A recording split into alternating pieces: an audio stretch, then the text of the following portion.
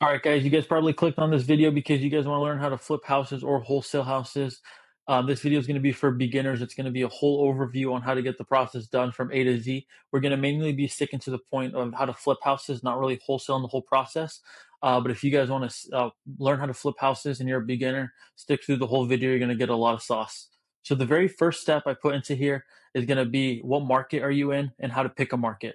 So picking your market is going to be very, very important, obviously, because the different markets that are in higher price points, lower price points is going to be on how much you can afford as a down payment to flip your very first property. So you want to look at the average cost of property. If you do live in the very expensive areas like the Bay Areas, the New Yorks, some parts in Florida, you might want to pick a different market to flip in. If you do have the capital to stay in those markets, I do recommend staying in those markets because the average profit per deal is going to be much higher than anywhere else. I do recommend picking a market where you live in your backyard if you can. If you cannot, then look at other markets. The reason I say pick a market where you live, because you can go, talk to sellers in person, check on the rehab, the scope of work in person, and everything is going to be, the process is just going to be more tied down, less room for error. Another thing to look at again, are you going to be looking to flip or wholesale? If you live in California, especially like the Bay Area, you can't really afford the properties to flip. I would definitely look into wholesaling. I would probably pick wholesaling. I'd probably pick to do work in your backyard, either if it's flipping or wholesaling. If you can't afford to flip there, then learn how to wholesale in your market. I would not recommend flipping out of state. I've done it before. The process is very, very how do I say it? There's a lot of room for error. So unless if it's a very, very good deal, then flip, out of your backyard. But if it's not, then I would stick to your backyard. The second thing is after you pick your market, you're going to want to pick a way how to generate leads. The question I asked here is, do you have capital to start? And the reason I'm asking this question is because if you do have money to start, I would recommend going for inbound leads. These are stuff like, Facebook leads, Google advertising leads, YouTube advertising leads, anything where the seller has to pick up the phone or they see an ad, we want to buy your house ad, and they call, say, hey, I need to sell my house for cash. I need to sell it quick. Those are inbound leads. They're going to be a little bit more expensive than your outbound stuff. Outbound is everything like cold calling, texting, door knocking. It's going to take a lot more time and effort to close your deal, but it is a cheaper option. If you don't have any sales experience, I'd recommend doing outbound so you can, get good at sales before you start spending a lot of money on leads. But if you have capital, it's not that much capital, around probably $5,000 to $10,000 to get started with inbound leads. If you have around that much and you have sales experience, I would go 100% with the inbound leads. A lot easier. You're probably going to close out of 20 sellers that you talk to, you're probably going to get one deal. With outbound, you're probably going to need to talk to 40, 50 sellers, and you may get one deal, and the process is just going to take way longer. Like with inbound leads, the average the average close timeline is probably around 30 days, and then outbound is probably going to be like 2 to 3, 4 months. And then the next step is, after you pick your market, get a lead source, figure out, you start getting leads coming in, you're going to need to learn how to analyze these properties. You're going to need to want to learn how to comp properties and how to run a rehab budget. I can do another video on how to comp properties and how to run a rehab budget. They'll probably be in the same video. But just a quick rundown on how to comp properties. For example, if you have a seller that wants to sell a 3-bedroom, 2-bath, you know, property built around 1990s, you want to see the same neighborhood. I usually like to go half-mile radius out to see all the sold properties within the last 3 to 6 months, half-mile radius out. You want to look for the same properties. 3-bedroom, 2-bath built around 1990. You don't want to compare, older homes with newer homes, or 3-bedroom properties with 4-bedroom properties, 1-bathroom houses with 2-bathroom houses. They want to be apples to apples. So you want to, compare similar houses. How to run a rehab budget. This is kind of, this is going to take some time to know. I can give you guys kind of a brief rundown. In all markets, usually it's different as well. So like California is going to have a different rehab budget than Vegas, where I am. I currently flip in Las Vegas. And our rehab budget for like cosmetic is around $30 a square foot to fix up cosmetic. I know in California, it's probably double that. It's around $60 a square foot to fix cosmetic. And then if you're changing, structural windows and things like that, it can go up to $100 a square foot in some areas. So this is going to be kind of different for everybody.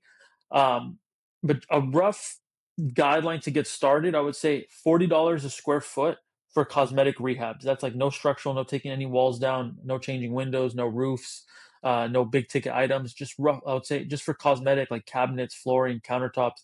vanity showers. $40 a square foot's a good number to get started at. If you're in California, go higher.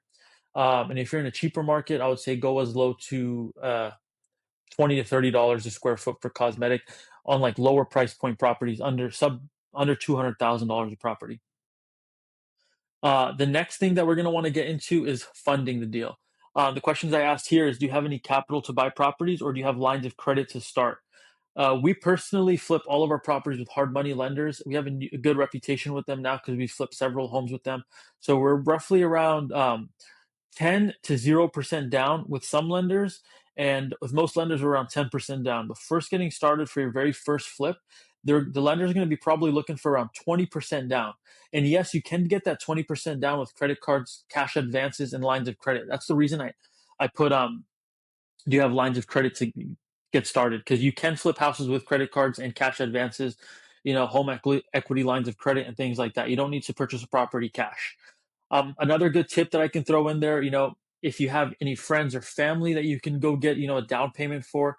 My very first deal, I reached out to my mom and dad to get funds for the down payment, and I was lucky enough for them to give it to me. And, I've been constantly just recycling families' money for down payments and buying more and more properties. The first one, raising money for your first deal, is probably going to be the hardest because you have no experience. But after you get that very first deal across the finish line, then, it's going to be easier and easier to get money, raise capital. Anything else for funding? I would say, oh yeah, if you want to team up with a couple of friends, like two or three friends that you guys have a little bit of money saved up, you guys want to pool some money together for the down payment and then split the profit three ways. That's another great idea. I love to tell friends and family on how to get started. So yeah, just reach out to your best friends. Somebody who has a little bit of cash saved up, just sitting in the bank. Reach out to them and say, hey, do you want to go 50-50 on this house flip?